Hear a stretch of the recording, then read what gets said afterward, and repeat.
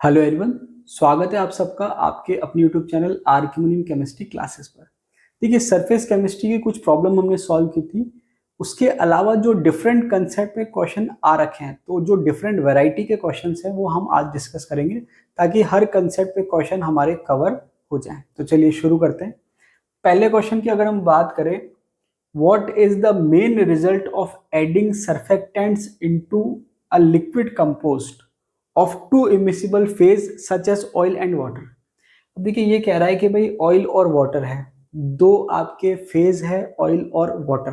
अब कौन सा कम है कौन सा ज्यादा है वो कंडीशन पे डिपेंड करता है। अब उसमें आपने सर्फेक्टेंट ऐड करा है, तो सर्फेक्टेंट जो आपने ऐड किया है उसका यूज क्या है। तो सर्फेक्टेंट जो है उसको आप सरफेस एक्टिव एजेंट्स भी कहते हो, जिसका सबसे कॉमन एग्जांपल है सोप एंड डिटर्जेंट। तो जैसे मैंने जब आपको थ्योरी पढ़ाई थी तो वहां पर बताया था कि ये सरफेस टेंशन को कम करता है। ठीक है, सरफेस टेंशन को कम करता है। देखिए यहाँ पर वापस से क्वेश्चन पढ़ रहा हूँ, what is the main result of adding surfactant. ये कह रहा है कि जब आप सर्फेक्टेंट ऐड करते हैं उससे क्या रिजल्ट आपको मिलता है। Into a liquid composed of two immiscible phase such as oil and water. ये कह रहा है कि जब आपके लिक्विड में दो फेज हैं जो कि इमिसिबल है, उसमें आप सर्फेक्टेंट ऐड करते हैं उससे क्या रिजल्ट मिलता है। तो यहाँ पर आपके पहला ऑप्शन है reduction in the interfacial tension between the phases, increase in the interfacial tension between the phases, catalyst of the reaction between two phases, no effect। अब देखिए, कोई इफेक्ट नहीं होगा तो हम बेवकूफ तो है नहीं जो फालतू के पैसे खर्च करेंगे। ठीक है, मतलब हम इतने अनाड़ी भी नहीं है या इतने ना समझ भी नहीं है कि हम यहाँ पर बिना मतलब के कोई काम करेंगे, तो मतलब नो इफेक्ट तो होगा नहीं। अब ये कह रहा है कैटेलाइसिस, यहाँ पर कोई हम केमिकल रिएक्शन तो करा नहीं रहे जो हम कैटेलाइसिस करेंगे। बेसिकली सरफेस एक्टिव एजेंट जो है वो आपके सरफेस टेंशन को कम करने का काम करता है। यहाँ पर क्या है, reduction in the interfacial tension between the faces. तो ये आपके आंसर सही हो जाएगा। ये आंसर क्या हो जाएगा, गलत। अच्छा क्वेश्चन है, डिफरेंट कंसेप्ट पे क्वेश्चन है और डिफरेंट लैंग्वेज है। तो ये जो कॉमन क्वेश्चन है कि भाई आपके ये आपके जो एग्जाम्पल दे देता है, जैसे मिल्क दे दिया या किसका एग्जाम्पल है, उससे थोड़ा डिफरेंट क्वेश्चन है, अच्छा क्वेश्चन है। ठीक है, चलिए नेक्स्ट क्वेश्चन की बात करते हैं। इन फ्रेंडली एड्जॉर्प्शन आइसोथर्म। अब देखिए, अभी तक स्कूल लेक्चरर के जो एग्जाम है उसमें आइसोथर्म पे क्वेश्चन नहीं आया है। तो जो कंसेप्ट बच रहे हैं, आइसोथर्म बच रहा है, गोल्ड नंबर बच रहा है, उस पर क्वेश्चन आ सकता है। ठीक है, हालांकि जो आए हुए हैं उस पर भी आ सकता है और जो नहीं आए हुए हैं उस पर भी आ सकता है। ठीक है, इन फ्रेंडली एड्जॉर्प्शन आइसोथर्म क्या दे रखा है, x by m equals to k p की पावर 1/n। अब ये कह रहा है व्हेन 1/n इक्वल्स टू 0, ये इसने कंडीशन दे दी। भाई हमने पढ़ रखा है कि ये फॉर्मूला है और 1/n की वैल्यू वेरी कर सकती है, n की वैल्यू 1 से ज्यादा होती है, ये हमने पढ़ रखा है। तो अब ये कह रहा है 1/n की वैल्यू 0 है, तो उस केस में क्या होगा, ऑप्शन दे रखे हैं। Adsorption increases with increases in pressure, adsorption decreases with increase in pressure, adsorption is independent of pressure, adsorption is unpredictable. तो देखिए, यहां पर जब भी हम कोई रिलेशन देखते हैं तो हम एक्चुअल में देखते हैं पावर। अब यहां पर x by m equals to k. अब जो p है उसकी पावर 1/n है और 1/n की वैल्यू होगी 0। तो जब आप किसी की पावर 0 करते हैं तो उसकी वैल्यू 1 हो जाती है। तो 1 हो जाती है तो ये आ जाएगा k के बराबर। इसका मतलब ये हुआ कि प्रेशर की पावर 0 है। इसका मतलब जो एड्जॉर्प्शन है वो प्रेशर पे डिपेंड नहीं कर रहा। तो यहां पर हम क्या पढ़ते हैं कि जब शुरू में आप प्रेशर बढ़ाते हो तो एड्जॉर्प्शन बढ़ता है, फिजिकल एड्जॉर्प्शन जो है वो क्या होता है, बढ़ता है। लेकिन एक पॉइंट आता है जब सैचुरेशन पॉइंट आ जाता है, उसके बाद आप प्रेशर कितना ही बढ़ाओगे, एड्जॉर्प्शन नहीं बढ़ेगा। तो यहाँ पर आपके सैचुरेशन की कंडीशन है। तो यहाँ कह रहे हैं जब 1/n की वैल्यू 0 हो गई तो p की पावर 0 हो गई। अब मतलब वो प्रेशर पे डिपेंड नहीं कर रहा। अच्छा क्वेश्चन है। ठीक है, हालांकि ये सारी जो पॉसिबिलिटी थी वो हमने थ्योरी में पढ़ ली थी। तो ये कह रहा है adsorption is independent of pressure, ये आंसर हो जाएगा। अगर वो वैल्यू जो है 1/n की वैल्यू 1 देता तो x by m equals to k p की पावर 1 हो जाती। तो वहां पर आप क्या कहते हैं कि प्रेशर बढ़ाने से एड्जॉर्प्शन बढ़ रहा है, डिपेंड करेगा कंडीशन पे। ठीक है, कम वाला तो आएगा ही नहीं।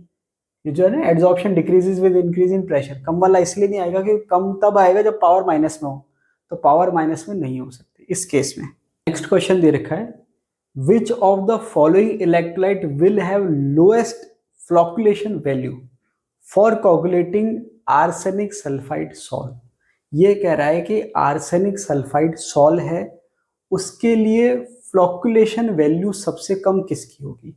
अब देखिए, नॉर्मली जब क्वेश्चन पूछते हैं तो वहां पर वो इफेक्टिवनेस की बात करता है या पावर की बात करता है कि भाई किसकी इफेक्टिवनेस ज़्यादा है या किसकी पावर ज़्यादा है। तो वहाँ पर हम क्या देखते हैं कि इफेक्टिव आयन कौन सा है और उस पर चार्ज ज़्यादा है। तो हमने दो चीज़ पढ़ी थी हार्डे-शोल्जर रूल में कि आपके जो भी चार्ज होगा सॉल्व पे, ठीक है, कॉलोइडल सॉल्यूशन पे जो भी चार्ज होगा उसके अपोजिट चार्ज वाला जो आयन है वो इफेक्टिव आयन होगा, और उसके बाद उस पर जितना चार्ज होगा उसकी जो है इफेक्टिवनेस बढ़ेगी या पावर बढ़ेगी। अब यहाँ पर उसने इफेक्टिवनेस या पावर नहीं पूछी, उसने फ्लॉक्यूलेशन वैल्यू पूछी है। इसका मतलब आप ऐसे समझ लो कि अगर कम इलेक्ट्रोलाइट काम में आ रहा है और वो काम कर रहा है, मतलब फ्लॉक्यूलेशन कर रहा है, तो उसकी फ्लॉक्यूलेशन वैल्यू कम है। तो यहाँ पर जो लोएस्ट फ्लॉक्यूलेशन वैल्यू है उसका इनडायरेक्ट मीनिंग है इफेक्टिवनेस ज़्यादा किसकी है।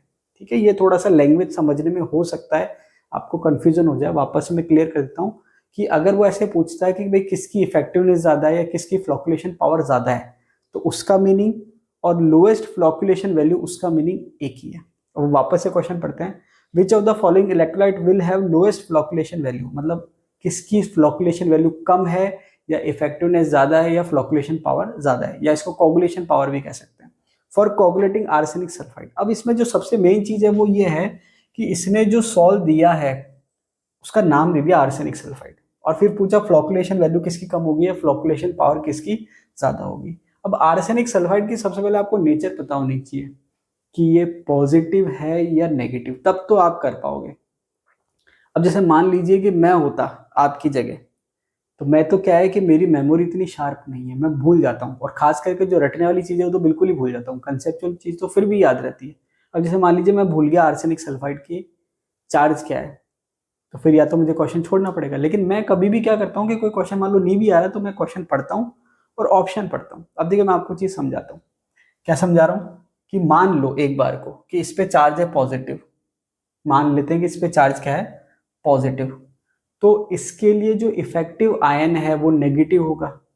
अब आप नेगेटिव आयन जब आप चेक करेंगे तो Cl minus, sulphate, Cl minus और Cl माइनस, तो यहां पर आपके तीन तो पावर सेम ही हो गई। तो अगर इसको मैं पॉजिटिव मानता हूं तो आंसर ये आ जाएगा सल्फेट वाला। क्यों? क्योंकि यहाँ इसकी SO2 की पावर ज्यादा है तो इसकी इफेक्टिवनेस ज्यादा हो जाएगी। अगर ये प्लस है तो आंसर सेकंड हो जाएगा, और अगर ये माइनस है तो माइनस में इफेक्टिव आयन प्लस हो गया, तो ये प्लस, ये प्लस, ये प्लस और ये प्लस। तो यहां पर क्या है कि ये एक प्लस आयन है, ये एक प्लस चार्ज है इस पे, और यहाँ पर कितना चार्ज है +2 है, और यहाँ पर कितना चार्ज है +3 है। तो ये मैंने दोनों पॉसिबिलिटी बताई कि अगर प्लस होगा माइनस होगा। अब सीधा सीधा आपको याद होना चाहिए कि आर्सेनिक सल्फाइड पे चार्ज क्या होता है। आर्सेनिक सल्फाइड पे होता है नेगेटिव चार्ज, और अगर आप नेगेटिव चार्ज की बात करेंगे तो फिर आपको ऐसा इलेक्ट्रोलाइट चाहिए जिसमें पॉजिटिव चार्ज ज्यादा हो। तो पॉजिटिव चार्ज ज्यादा किसमें है, इसमें +1, इसमें +1, इसमें +2 और वो +3। तो आंसर हो जाएगा एल्यूमिनियम क्लोराइड। आंसर क्या हो जाएगा एल्यूमिनियम क्लोराइड। अब देखिए यहाँ पर एक कंसेप्ट और भी काम कर सकता है कि यहाँ पर एक फॉर्मूले में 2 प्लस आयन है, ठीक है, पोटेशियम 2 आयन है, तो उससे भी आपको कंफ्यूज होने की जरूरत नहीं है। एक बार तो यहाँ पर आपके आंसर क्या हो जाएगा एल्यूमिनियम क्लोराइड, मतलब एल्यूमिनियम पे +3 है। तो अगर आपको जब तक कॉलोइड की नेचर नहीं पता है कि पॉजिटिव है नेगेटिव है, तब तक आप क्वेश्चन सॉल्व नहीं कर सकते। तो आपको ये पता होना चाहिए। उसके बाद फिर आपको चार्ज का आइडिया लगाना है कि भाई किसमें चार्ज ज्यादा है। तो आपने पहले क्या पता लगा कि जो आपके कोलोइडल सॉल्यूशन है वो नेगेटिव है, इसका मतलब आंसर क्या होगा पॉजिटिव आयन के हिसाब से। और पॉजिटिव आयन आपने चेक कर लिया कि किस पे चार्ज ज्यादा है और किस पे कम है। सबसे ज्यादा चार्ज किस पे, एल्यूमिनियम 3+ पे आंसर हो जाएगा। Next question, assertion and reasoning. अब देखिए आरपीएससी में जो लास्ट स्कूल लेक्चर के एग्जाम हुई थी उसमें काफी सारे असर्शन एंड रीजनिंग के क्वेश्चन पूछे थे। अब देखिए असर्शन और रीजनिंग के जो क्वेश्चन होते हैं वो एक्चुअल में थ्योरेटिकल कंसेप्ट पे ही बन सकते हैं। क्यों? क्योंकि कोई न्यूमेरिकल तो आप उस पर पूछ नहीं सकते। तो असर्शन रीजनिंग में वो जो रीजनिंग के जो कंसेप्ट होते हैं, थ्योरेटिकल जो कंसेप्ट होते हैं वो पूछे जाते हैं।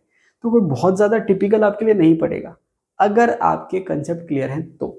चलिए स्टेटमेंट पढ़ते हैं। असर्शन क्या है, chemisorption is general, in general is isothermic, sorry exothermic.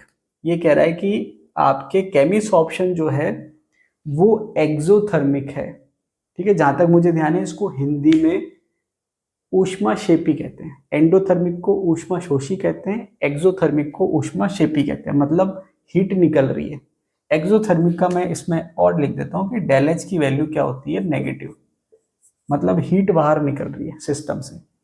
दूसरा रीजन दे रखा है, असर्शन मतलब स्टेटमेंट दे रखा है, उसके बाद रीजन दे रखा है, chemisorption in general has negative value of del H. अब ये कह रहा है कि भाई जैसे केमिसॉर्प्शन के लिए डेल एच की वैल्यू नेगेटिव है, वैसे ही ये कह रहा है कि डेल एच की वैल्यू भी नेगेटिव है इन जनरल। ठीक है, ये बात कह दी इसने। अब यहां पर क्या होता है, इसके जो ऑप्शन है वो फिक्स होते हैं, मतलब ये तो इसने असर्शन दे दिया और रीजनिंग दे दिया। अब जो चार ऑप्शन है वो फिक्स है। पहला ऑप्शन क्या होता है कि दोनों स्टेटमेंट सही है, मतलब असर्शन भी सही है, रीजनिंग भी सही है। दूसरा, केवल स्टेटमेंट सही है। अब उसके बाद आगे का पार्ट क्या है कि जो रीजनिंग का जो स्टेटमेंट है वो सही एक्सप्लेनेशन है असर्शन के लिए। कहने का मतलब क्या हुआ कि ये इसने स्टेटमेंट दिया, उसके बाद इसने ये स्टेटमेंट दिया। अब आपको क्या करना है कि ये स्टेटमेंट सही है या गलत है, पहले वो चेक करना है। फिर ये चेक करना है कि ये स्टेटमेंट सही है या गलत है, वो चेक करना है। उसके बाद आपको ये चेक करना है कि ये जो स्टेटमेंट है ये इस स्टेटमेंट का सही एक्सप्लेनेशन है या नहीं। ये आपको चीजें चेक करनी है। उसके हिसाब से ऑप्शन क्या है, पहला ऑप्शन है दोनों स्टेटमेंट सही है, और जो सेकंड जो आपके रीजन है वो करेक्ट एक्सप्लेनेशन है असर्शन का। दूसरा है ऑप्शन कि दोनों स्टेटमेंट सही है लेकिन जो आपकी रीजनिंग है असर्शन की वो सही नहीं है, मतलब इंडिविजुअली दोनों स्टेटमेंट सही है लेकिन जो दूसरा स्टेटमेंट है वो एग्जैक्ट रीजन उसका नहीं है। तीसरा क्या है कि भाई तीसरा क्या है, ए ट्रू और आर फॉल्स। चौथा क्या है, ए फॉल्स और आर ट्रू। ठीक है, तो अब यहाँ पर बेसिकली क्या होता है कि जो मेन दिमाग लगाने वाला पार्ट है वो यही है कि जब दोनों स्टेटमेंट सही हैं और फिर आपको चेक करना है कि वो करेक्ट रीजन है या नहीं। क्यों? क्योंकि अगर एक सही हो गया एक गलत हो गया तो फिर बात ही खत्म होगी, कोई कंफ्यूजन ही नहीं है। कंफ्यूजन यही है कि जब दोनों स्टेटमेंट सही हो और फिर आपको ये चेक करना हो कि भाई रीजन उसका सही है या नहीं है। अब सीधी सीधी सी बात ये कि हमने जब पढ़ा था एड्सॉर्प्शन, वहां पर हमने दोनों चीज पढ़ी थी कि डेल एच भी जीरो होता है और डेल एस भी जीरो होता है। फिर मैंने आपको बताया था कि भाई स्पॉन्टेनियस की कंडीशन क्या होती है, डेल जी नेगेटिव होना चाहिए। अगर डेल जी जीरो है तो वो आपकी इक्विलिब्रियम की कंडीशन होती है। डेल जी क्या होना चाहिए, नेगेटिव। उसके लिए मैंने कहा था टेम्परेचर कंपेरेटिवली कम होना चाहिए। ठीक है, अब इसको आप फिजिकल केमिकल से कंपेयर मत कर देना कि सर आपने तो केमिकल में ज्यादा बताया, एक नॉर्मल बता रहा हूँ। तो यहाँ पर ये वाला जो स्टेटमेंट है ये भी सही है और ये वाला जो स्टेटमेंट ये भी सही है, लेकिन स्पॉन्ट जो आपके डेल एस है एंट्रोपी नेगेटिव है वो कोई एक्सप्लेनेशन नहीं है। इसका मतलब क्या है कि डेल एच नेगेटिव है और डेल एस नेगेटिव है। अब डेल एस के नेगेटिव होने से डेल एच का कोई लेना देना नहीं है, मतलब ऐसा नहीं है कि भाई ये नेगेटिव है इसलिए वो डेल एच नेगेटिव हो गया। मतलब जो सेकंड स्टेटमेंट है रीजन वो है तो सही, लेकिन पहले वाले का कोई एक्सप्लेनेशन नहीं है, मतलब उनमें आपस में कोई लेना देना नहीं है। तो इसका मतलब क्या हुआ, both A and R true and R correct explanation, ये तो गलत हो जाएगा। दूसरा क्या है, both A and R true but R is not correct explanation of A, ये इसका आंसर होगा। तो यहाँ पर आपके थ्योरेटिकल कंसेप्ट बिल्कुल क्लियर होने चाहिए, साउंड होने चाहिए, क्रिस्टल क्लियर होने चाहिए। क्या क्लियर होने चाहिए कि डेल एच नेगेटिव है ये भी सही है, डेल एस नेगेटिव है ये भी सही है, लेकिन डेल एस नेगेटिव होने से डेल एच पे कोई फर्क नहीं पड़ रहा। मतलब इसके नेगेटिव होने से ऐसा नहीं कि ये नेगेटिव हो गया इसलिए वो नेगेटिव हो गया, इसका कोई लेना देना नहीं है। तो आंसर क्या हो जाएगा, सेकंड। दोनों स्टेटमेंट सही है लेकिन जो रीजन है वो करेक्ट एक्सप्लेनेशन नहीं है किसका, असर्शन का। नेक्स्ट क्वेश्चन दे रखा है, what is the test used to select the type of coagulant required. मतलब कौन सा ऐसा टेस्ट है जो हमें डिसाइड करने में या सिलेक्ट करने में हेल्प करता है कि कौन सा कोगुलेंट सुटेबल है। ठीक है, ऑप्शन दे रखे हैं bar test, jar test, stock test और कोगुलेंट टेस्ट। तो देखिए ये मैंने आपको थ्योरी में पढ़ाया था, वहां बताया था कि इस पर क्वेश्चन आ रखा है, आंसर है जार टेस्ट। जार टेस्ट में हम क्या करते हैं कि वाटर के प्यूरिफिकेशन के लिए कौन सा कोगुलेंट रिक्वायर्ड है और कितनी मात्रा में उसकी रिक्वायरमेंट है। ठीक है, मतलब अलग अलग कोगुलेंट हमने टेस्ट किए और कौन सा कम कंसंट्रेशन पे हमारा काम कर रहा है, तो उसको वो हम किस में पढ़ते हैं, जार टेस्ट में। ठीक है, the gold number of A B C and D are, A B C और डी चार दे रखे हैं, उनका गोल्ड नंबर दे रखा है। अब देखिए गोल्ड नंबर क्या होता है ये मैं आपको थ्योरी में पढ़ा चुका हूँ। क्या वैल्यू दे रखी है, 0.04, 0.002, 10 एंड 25 रेस्पेक्टिवली। अब देखिए ये जो शब्द लिखा रहता है ना रेस्पेक्टिवली, इस शब्द को आपको रेस्पेक्ट देनी है। रेस्पेक्ट देने का मतलब क्या है कि इसका मीनिंग आपको पता होना चाहिए। रेस्पेक्टिवली मतलब क्रम से दे रखा है। इसका मतलब क्या हुआ कि ए की जो गोल्ड नंबर की वैल्यू है वो है ये बी की है, ये सी की है और ये डी की है। क्लियर। अब देखिए आगे क्या दे रखा है, the protective power of A B C and D are in order. अब यहां पर मैंने आपको बताया था कि गोल्ड नंबर की डेफिनेशन भले आपको पता नहीं हो कि भाई क्या डेफिनेशन है, लेकिन आपको केवल एक कंसेप्ट पता होना चाहिए, गोल्ड नंबर ज्यादा तो प्रोटेक्टिंग पावर कम, गोल्ड नंबर कम प्रोटेक्टिंग पावर ज्यादा, इतना कंसेप्ट पता है तो आपका काम हो जाएगा। अब आपको ये नहीं पता गोल्ड नंबर क्या है तो भी चल जाएगा, ये कंसेप्ट पता होना चाहिए कि गोल्ड नंबर और प्रोटेक्टिंग पावर इनवर्सली प्रोपोर्शनल है, उल्टे चलते हैं, ठीक है। तो यहां पर सबसे कम जिसका गोल्ड नंबर होगा उसकी प्रोटेक्टिंग पावर सबसे ज्यादा होगी। अब आपको इतने नंबर तो पहचान में आते ही होंगे, 0.04, 0.002, 10 और 25। सबसे छोटे नंबर की बात करें तो ये वाला है, और ये कौन से नंबर पे है, सेकंड नंबर पे, मतलब बी है, मतलब बी की पावर सबसे ज्यादा है। और सबसे ज्यादा वैल्यू किसकी है, इसकी, डी की। तो वैल्यू डी की ज्यादा है, इसका मतलब प्रोटेक्टिंग पावर डी की सबसे कम होगी। तो सब आप ऑप्शन देखो, सबसे ज्यादा बी की होनी चाहिए, सबसे कम डी की होनी चाहिए। अब सबसे कम में डी के 3 ऑप्शन है, ये वाला काट देते हैं। और सबसे ज्यादा किसकी है, बी की है, तो सबसे ज्यादा बी की ये ऑप्शन दिख गया आपको, ये आंसर हो जाएगा, क्योंकि बाकी में नहीं दे रखा है। तो ऑप्शन जो इस हिसाब से एक बार में आपका काम हो जाएगा। नेक्स्ट क्वेश्चन दे रखा है, the potential difference between fixed layer and the diffused layer of opposite charge is called. अब देखिए ये मैंने आपको पढ़ाया था कि जो कॉलॉइड होता है वो क्या करता है, प्रेफरेंशियल आयन को एड्सॉर्ब करता है। तो जो कॉलॉइड है वो प्रेफरेंशियल आयन को एड्सॉर्ब करेगा, उस पर एक लेयर बन जाएगी, उससे उसका चार्ज डिसाइड होता है कि भाई कॉलॉइड पॉजिटिव है या नेगेटिव है। जैसे मान लीजिए कि कॉलॉइड है, उस पर पॉजिटिव चार्ज एड्सॉर्ब हुआ तो एक लेयर बन गई किसकी, पॉजिटिव चार्ज की। वो जो लेयर है क्योंकि वो आयन डिफ्यूज्ड है कॉलॉइड पार्टिकल पे, तो वो फिक्स्ड लेयर कहलाती है। अब ये क्योंकि चार्ज आ गया इस पे तो अपोजिट चार्ज को अट्रैक्ट करेगा, तो जो काउंटर आयन है तो वो एक लेयर बना लेता है, लेकिन वो मूवेबल लेयर होती है, जिसको डिफ्यूजिबल यहाँ पर क्या दे रखा है, डिफ्यूज्ड लेयर कह दे रखा है। तो यहाँ पर अब क्योंकि 2 लेयर होगी तो उसके बीच में पोटेंशियल डेवलप होता है, क्या डेवलप होता है, पोटेंशियल, जिसको यहाँ पर हम कहते हैं जेटा पोटेंशियल। इसका एक नाम और बताया था मैंने आपको थ्योरी में, वो आप मुझे कमेंट बॉक्स में कमेंट करके बताओ कि वो दूसरा नाम क्या है। क्यों, क्योंकि मान लीजिए मैं हूं, अब ये क्वेश्चन मेरे को आपको देना रिपीट करके, तो मैं आपको एज इट इज क्वेश्चन दे दूंगा और एज इट इज ऑप्शन दे दूंगा, बस क्या करूंगा, जेटा पोटेंशियल नाम नहीं दूंगा, कुछ और नाम दे दूंगा। तो वो दूसरा नाम क्या दूंगा वो आप मुझे कमेंट बॉक्स में कमेंट करके बताइए। चलिए नेक्स्ट क्वेश्चन की बात करते हैं, the specific temperature and concentration where micelle form occur, micelle formation occur, मतलब वह कंसंट्रेशन और टेम्परेचर जिस पर मिसेल का फॉर्मेशन होता है। अब देखिए मिसेल क्या होता है, मिसेल एक तरह से क्या होता है कि आपके कोलोइडल पार्टिकल का फॉर्मेशन होता है, और वहां पर कंडीशन क्या है, कंडीशन ये है कि जो इलेक्ट्रोलाइट है वो कोलोइडल पार्टिकल फॉर्मेशन करते हैं। इसका मैंने आपको एग्जांपल दिया था, सोप एंड डिटर्जेंट। सोप क्या करता है, सोप क्या होता है, आपके साबुन क्या होता है, फैटी एसिड का सोडियम और पोटेशियम सॉल्ट, तो वहां पर RCOO Na कह सकते हैं आप। अब Na तो मान लीजिए जब आपने सॉल्यूशन बनाया या सोप को डिसॉल्व करा वाटर में तो वो आयन में टूट गया। अब RCO जो Na है वो इस टाइप में होता है, तो ये नेगेटिव पार्ट और ये आपके हाइड्रोकार्बन पार्ट, ये आयनिक पार्ट और ये हाइड्रोकार्बन पार्ट। अब ये क्या होता है कि ये जो है कि जो आयनिक पार्ट है वो तो क्या है, वाटर के साथ एफिनिटी रखता है, लेकिन जो हाइड्रोकार्बन वाला पार्ट है वो एफिनिटी नहीं रखता। तो वो क्या होता है, जो आपके गंदगी होती है जैसे ग्रीस या ETC ऑयल जो होता है, तो वो उसमें अंदर क्या होता है, उसके इंसर्ट हो जाता है, और फिर क्या होता है, एक कंसंट्रेशन पर पर्टिकुलर और टेम्परेचर पर मिसल का फॉर्मेशन करता है। मिसल जो है वो इस टाइप से होता है, ये जो आपके पार्ट है ये इसमें एम्बेडेड हो जाता है, इंसर्ट हो जाता है, और ये आपके ऐसे रह जाता है। इसको हम मिसल कहते हैं, क्या कहते हैं, मिसल। अब ऑप्शन देख लेते हैं, BP का मतलब ब्लड प्रेशर नहीं है यहाँ पर, BP का मतलब है बॉइलिंग पॉइंट, ठीक है, और CMC का मतलब क्या है, क्रिटिकल मिसल कंसंट्रेशन। तो पहला ऑप्शन क्या हो गया कि कौन से टेम्परेचर और कंसंट्रेशन में बन रहा है, पहला ऑप्शन है बॉइलिंग पॉइंट और क्रिटिकल मिसल कंसंट्रेशन। दूसरा है क्राफ्ट टेम्परेचर और क्रिटिकल मिसल कंसंट्रेशन। तीसरा है मेल्टिंग पॉइंट और क्रिटिकल मिसल कंसंट्रेशन। चौथा है transition temperature and critical concentration.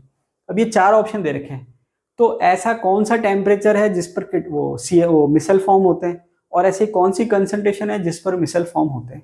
तो ये दोनों को एक साथ करके क्वेश्चन पूछ लिया।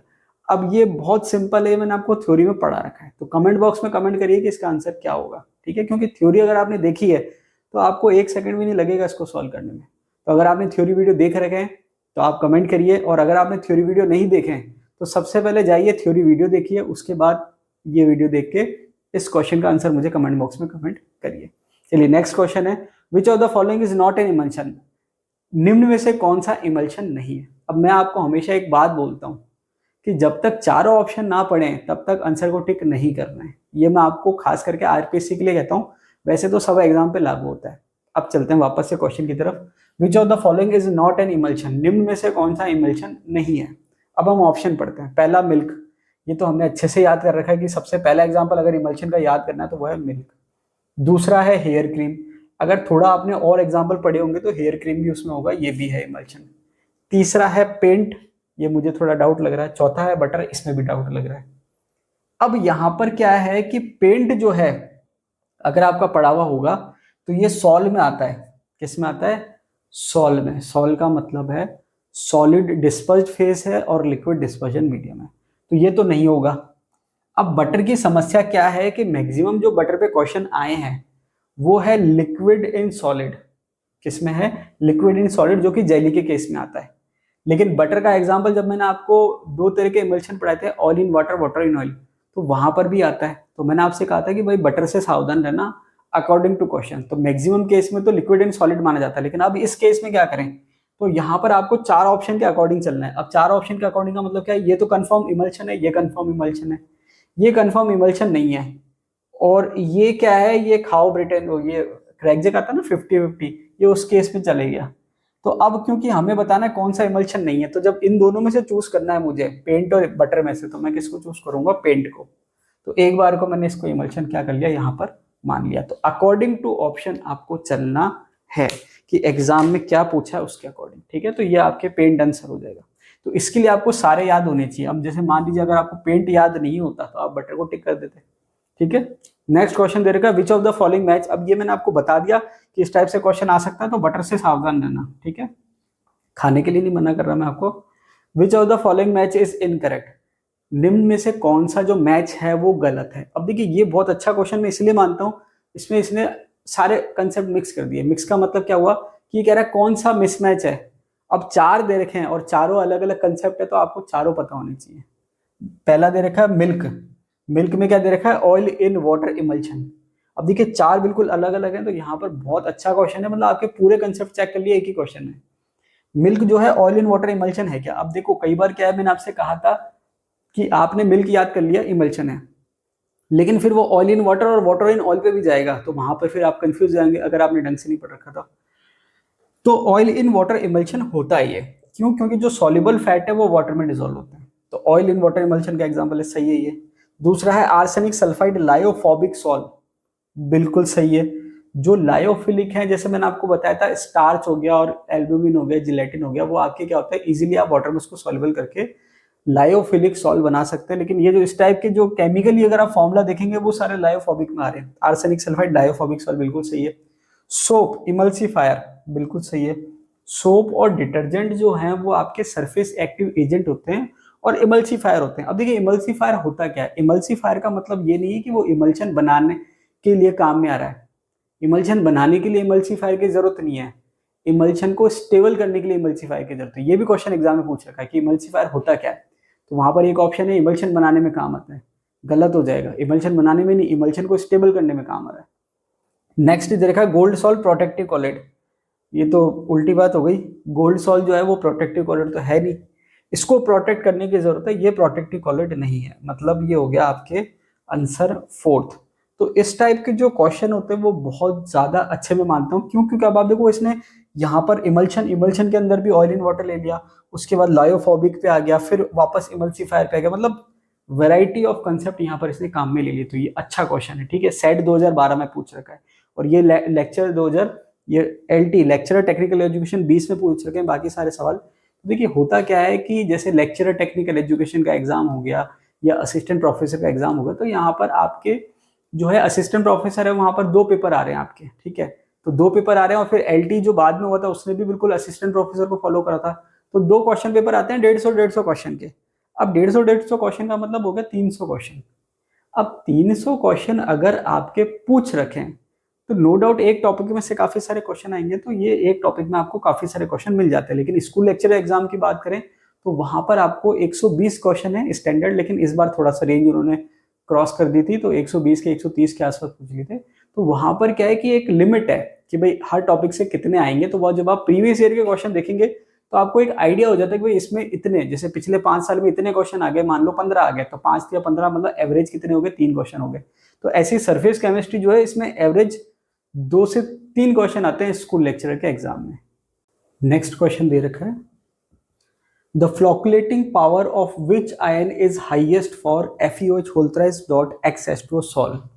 ये कह रहा है कि निम्न में से कौन से आयन की फ्लोकुलेटिंग पावर हाईएस्ट है, किसके लिए, कौन से सॉल्व के लिए, FeOH whole thrice dot X। अब सबसे पहले तो आपको ये पता होना चाहिए कि इसमें चार्ज क्या है, उसने चार्ज नहीं दिया। देखिए इस टाइप के क्वेश्चन काफ़ी आ रहे हैं एग्जाम में, तो यहाँ पर आपको 2 चीज़ें याद होनी चाहिए, एक तो इसका चार्ज याद होना चाहिए, उसके बाद फिर कोई बहुत मुश्किल काम नहीं है। एक बार इसका चार्ज याद हो गया फिर कोई बड़ी बात नहीं है। अब जैसे मान लीजिए इसके चार्ज की बात करें, तो जहाँ तक मुझे ध्यान है, हो सके मैं गलत हूँ, आप मुझे कमेंट बॉक्स में कमेंट करना, 99% जहाँ तक मुझे याद है पॉजिटिव चार्ज होता है, ठीक है। अब पॉजिटिव चार्ज है तो इसका जो इफेक्टिव आयन है वो नेगेटिव होगा, मतलब इसको जो कोगुलेट करेगा वो नेगेटिव आयन करेगा, ठीक है। तो कह रहा है द फ्लोकुलेटिंग, फ्लोकुलेशन का हो या कोगुलेशन का हो एक ही बात है, द फ्लोकुलेटिंग पावर ऑफ विच, तो जो इफेक्टिव आयन है वो अपोजिट आयन होता है, तो इस पे पॉजिटिव चार्ज है तो आंसर नेगेटिव ही होगा, तो ये तो कट गए, ठीक है। इसने 2 पॉजिटिव दिए थे कंपेयर करने के लिए और 2 नेगेटिव दिए, ठीक है। तो अब ये पॉजिटिव कट गए। अब नेगेटिव में आप पावर देखो कितनी है, इसकी पावर 3 है, इसकी पावर 4 है, जिसकी पावर ज्यादा होती है वो ज्यादा इफेक्टिव होता है, उसकी पावर ज्यादा होती है, तो आंसर हो जाएगा ये, ठीक है। नेक्स्ट क्वेश्चन दे रखा है, an example of a colloid having gas as dispersed phase and solid as dispersion medium. मैंने आपको कई बार बोला है, थ्योरी पढ़ाई थी, वहां भी बोला था कि ये जो पूरा जो चार्ट है, ये जो टेबल है, इसमें से एक क्वेश्चन आने के 90% चांस है, ठीक है, क्योंकि रिपीट होता है, आसानी से रिपीट होता है। तो आप देखेंगे कि ये वाला जो चार्ट वाला कंसेप्ट है वो हो गया, गोल्ड नंबर हो गया, फ्लोकुलेटिंग पावर हो गया, पॉजिटिव नेगेटिव सोल हो गया, ये कॉमन कंसेप्ट है जिसपे क्वेश्चन आ रहे हैं। तो यहाँ पर आप देखेंगे, अब देखिए an example of colloid having gas as dispersed phase, पहली बात तो गैस डिस्पर्स्ड फेज है, और सॉलिड जो है वो डिस्पर्जन मीडियम है। सॉलिड क्या है, डिस्पर्जन मीडियम। तो यहाँ पर जब आप ऑप्शन देखेंगे तो ये 4 ऑप्शन दे रखे हैं, और वो जब मैंने आपको बताया था तो वहां पर बताया था कि प्यूमिक स्टोन जो है वो गैस इन सॉलिड का एग्जाम्पल है और कई बार एग्जाम में आ रखा है। तो ये एग्जाम में आ रखा है सेकेंड ग्रेड 13 में और सेकेंड ग्रेड संस्कृत 2018, ठीक है, ये सेकेंड ग्रेड 13 में आ रखा है। आगे दे रखा Freundlich adsorption isotherm is expressed as, direct इसने फॉर्मूला पूछा है फ्रेंडलिक एड्सॉर्प्शन आइसोथर्म का, तो अगर आपको याद है तो आसानी से कर लोगे। लेकिन कई बार क्या होता है कि मान लो आपने याद तो कर लिया, अब देखिए याद नहीं करा तो आप क्या करोगे, छोड़ के आओगे, अच्छे से याद है तो सही कर लोगे, लेकिन अगर आपने याद कर लिया एक बार लेकिन रिवीजन नहीं करा तो फिर आप नेगेटिव कर सकते हो। क्यों, क्योंकि ऑप्शन जब आप देखोगे तो आपको सब एक जैसे लगेंगे, m/x, x/m, m/x, x/m। अब ढंग से आपने पढ़ा है तो आपको याद होगा। फिर उसके बाद kp की पावर 1/n, kp की पावर n, kp की पावर n, kp की पावर 1/n। तो यहाँ पर आपको जब ढंग से आप देखोगे तो x/m, kp की पावर 1/n और n की वैल्यू 1 से ज्यादा। अब यहाँ अच्छी बात यह है कि इसने जो n की वैल्यू है वो इसने फिक्स रखी है 1 से ज्यादा है, इसमें भी चेंज कर देता तो और दिक्कत हो जाती है आपके लिए।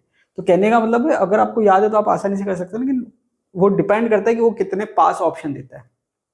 सेकंड ग्रेड संस्कृत 2018 में पूछ रखा है। नेक्स्ट क्वेश्चन है, on the basis of data given below predict which of the following gas shows least absorption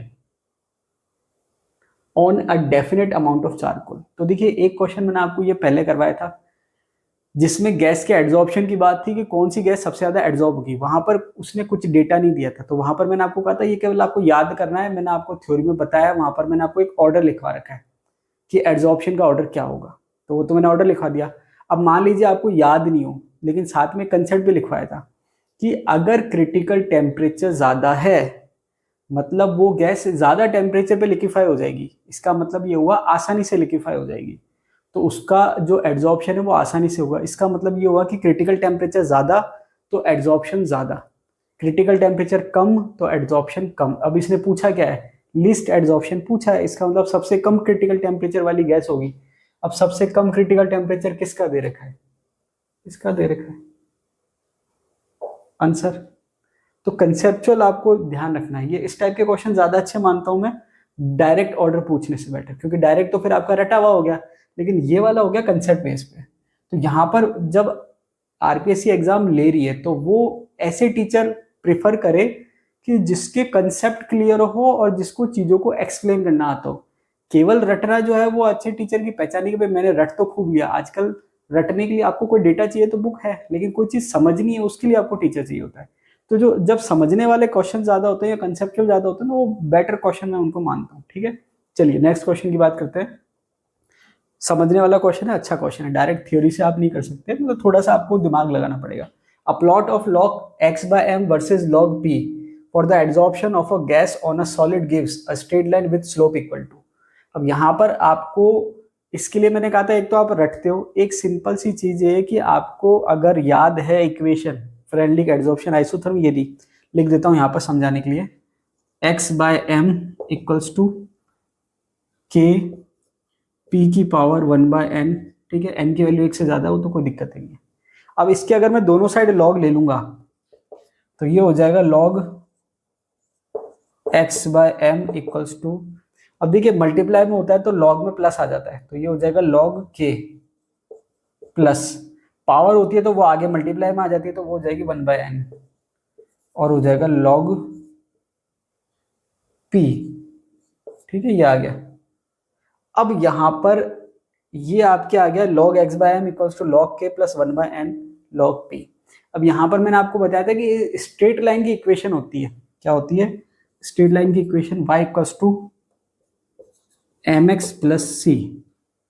y का मतलब y एक्सिस, m का मतलब स्लोप, x का मतलब x एक्सिस और c का मतलब इंटरसेप्ट। ठीक है, तो ये जब आप इसका ग्राफ बनाते हो, ये मैंने ग्राफ बनाया ऐसे, ये आया ऐसे, तो ये जो है ये y एक्सिस है, ये जो है ये x एक्सिस है, इसका जो स्लोप है वो किसके बराबर है, m के बराबर, स्लोप इक्वल्स टू m। ठीक है, और जो इंटरसेप्ट है वो c के बराबर है, तो ये मैंने कहा इंटरसेप्ट जो है c के बराबर, ये ओरिजिन हो गया। अब ये जो इक्वेशन है उसको मैं कंपेयर करूं तो मैंने क्या देखा, y जो है वो है log x by m, log x by m। c जो है जो कि कांस्टेंट है वो है log k, c जो कांस्टेंट है वो क्या है log k। ठीक है, अब m जो है वो आपके x एक्सिस के मल्टीप्लिकेशन में है, तो यहां पर आपके y जो है log x बाय m हो गया, तो यहां पर आप log x बाय m लिख सकते हो, ये मैंने लिखा log x बाय m। ठीक है, उसके बाद आपने कहा जो c है इंटरसेप्ट वो है log k, ये मैं c हटा देता हूं, इधर लिख देता हूं log k। ठीक है, और स्लोप जो है अभी आ जाएगा आपके, ये जो आपके ये वाला जो पार्ट है आपके 1/n, ये मल्टीप्लाई में है और log k, तो ये जो x एक्सिस हो गई वो हो गई log k, sorry log p, ये x एक्सिस हो गई, और जो साथ में मल्टीप्लाई में है वो है 1/n, तो ये हो गया m क्या हो गया 1/n, ये हो गया आपके log p।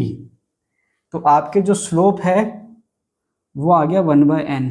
ठीक है, ये आपके, मैंने इसको सॉल्व कर दिया, इक्वेशन से ग्राफ बना दिया। अब आप ऑप्शन पढ़िए, log के इंटरसेप्ट है, ये नहीं होगा, इसने पूछा क्या, स्लोप पूछा है, log k नहीं होगा, माइनस log k नहीं होगा, n, क्या n है, नहीं है, 1/n है, लेकिन 1/n तो दिख ही नहीं रहा, लेकिन n की पावर -1 का मतलब क्या है 1/n ही है आंसर। तो ये क्या है कि ये आपके ग्राफ पे क्वेश्चन है। अब अगर आप रटने बैठेंगे ग्राफ को, देखिए मेरी एक कमजोरी है कि मेरे को चीजें रटने में आसानी से आती नहीं है, बहुत मुश्किल से अगर कोई चीज रट ली तो रट ली, तो मेरा प्लस पॉइंट है, लेकिन एक मैं चीजों को समझ लेता हूँ। तो यहाँ पर मैंने क्या करा, इक्वेशन से ये फॉर्मूला बनाया, फिर ये पूरा ग्राफ बना लिया, मैंने पूरा आपको समझा दिया, ये मैं कर सकता हूँ। अब मेरे को कोई डायरेक्ट पूछे रटा हुआ तो मेरे से याद नहीं है, तो ये मैंने समझ लिया और समझने के बाद सॉल्व कर लिया। तो अब समझने का फायदा क्या है, समझने का फायदा ये कि अगर कोई मुझसे स्लोप पूछे तो भी मैं बता दूंगा, इंटरसेप्ट पूछे तो भी मैं बता दूंगा, और ऐसा नहीं कि इस इक्वेशन के लिए आप मेरे को इससे रिलेटेड कोई भी इक्वेशन देंगे, काइनेटिक्स में हम पढ़ेंगे तो हम आसानी से ग्राफ बना लेंगे। लेकिन अगर आप रटोगे तो आपको एक रटना पड़ेगा, दूसरा रटना पड़ेगा, तीसरा रटना पड़ेगा, आपको याद क्या करना, फॉर्मूला, उसके बाद उससे ग्राफ कैसे बनाना ये हम सीखेंगे। ठीक है, काइनेटिक्स वाला चैप्टर उसमें मैं आपको और बहुत फुल आपको समझाऊंगा कि कितने तरीके स्ट्रेट लाइन के ग्राफ होते हैं, कैसे बनते हैं। तो ये आपके आंसर हो जाएगा 1/n। लेकिन देखिए फिर उसने ऑप्शन देने में थोड़ी बदमाशी करी, क्योंकि आपको दिमाग में फिट है 1/n, तो उसने 1/n ना देके n-1 दे दिया। थोड़ा सा आप समझने की कोशिश करिए कि वो ऑप्शन को चेंज कर सकता है, ये आपकी प्रैक्टिस होनी चाहिए। तो ये मैंने आपको जितने भी वैरायटी ऑफ कंसेप्ट थे सरफेस केमिस्ट्री के सारे यहाँ पर करा दिए हैं। तो जो भी आपके क्वेश्चन आएंगे वो इन्हीं कंसेप्ट से मिलते जुलते आएंगे, इनके आसपास आएंगे और थ्योरेटिकली कोई ना कोई चीजें पूछ सकते हैं। तो ये आपके सरफेस केमिस्ट्री जो है कंप्लीट हो गया है। तो आज के लिए इतना ही। वीडियो अगर आपको अच्छा लगा तो लाइक कीजिए, दोस्तों के साथ शेयर कीजिए। अगर आप चैनल पे नए हैं तो चैनल को सब्सक्राइब कीजिए और हाँ, कमेंट जरूर कीजिए। तो आज के लिए इतना ही, मिलते हैं अगले वीडियो में, तब तक के लिए धन्यवाद।